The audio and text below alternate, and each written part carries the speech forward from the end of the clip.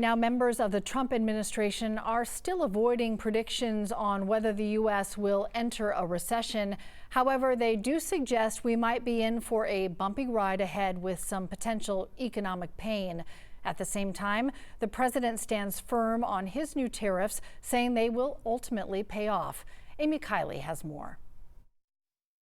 They're sort of making excuses and stories about a bad economy when we don't yet have a bad economy.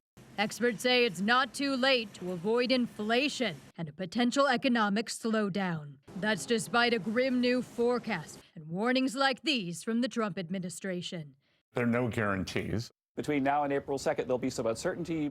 April 2nd is when President Donald Trump says he'll unveil sweeping new tariffs. He says they'll offer negotiating leverage, protection for some domestic industries, and a response to trade deficits. It's a liberation day for our country because we're going to be getting back a lot of the wealth that we so foolishly gave up to other countries. A new report from the Organization for Economic Cooperation and Development paints a grimmer outlook. It predicts if U.S. businesses end up paying more tariffs, that would lead to price hikes for American consumers and a slower U.S. economy. But note that word if.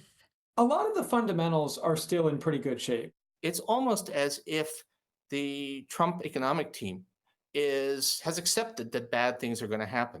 The president says he won't back down on tariffs. Other countries say they're working on retaliatory measures and trade deals that don't involve the U.S. But economists point out it's not April 2nd yet. That's kind of a self-created crisis. I feel like that could be pretty easily reversed if needed. I'm Amy Kiley reporting.